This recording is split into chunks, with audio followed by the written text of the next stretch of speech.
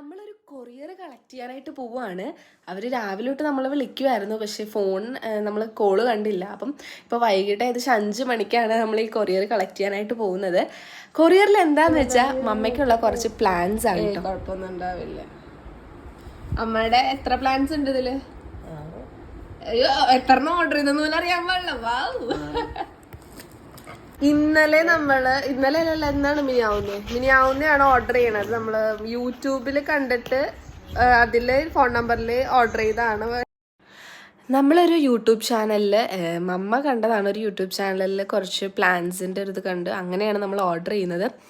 അത്യാവശ്യം നല്ല പാക്കിംഗ് ആയിരുന്നു കേട്ടോ. പ്ലാൻസ് എല്ലാം നല്ല ഹെൽത്തി പ്ലാൻസ് ആയിരുന്നു. ഇത് നമ്മളിപ്പോൾ എത്ര പ്ലാൻസ് ഉണ്ടെന്ന് കറക്റ്റായിട്ട് അറിഞ്ഞൂടാ. പുറത്ത് വെച്ചിട്ട് കാണിച്ചു തരാം. അയച്ചേ.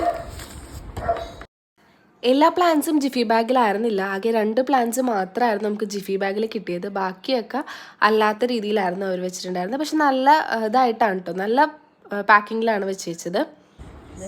ബ്ലാക്ക് സീസി സൂപ്പർ ആയിട്ടുണ്ട് കേട്ടോ. ഇത് ഇങ്ങനെ കാണുമ്പോൾ നമുക്ക് ഇതിന്റെ ഭംഗി മനസ്സിലാവുന്നില്ല.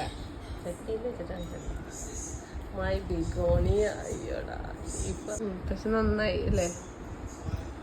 2 ബിഗോണിയ.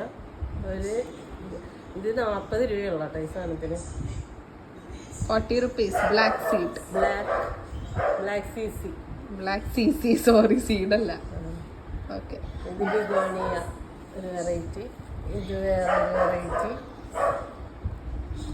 ഇതിന് 70, ഇതിന് 60 രൂപ. വേറൊരു പേര്. രണ്ടും ഒരേപോലെ ഇരിപ്പുണ്ട് അല്ലേ? ലീഫ് വ്യത്യാസമുണ്ട്. അതെ അതെ, ഇത് പച്ച, അത് പച്ച.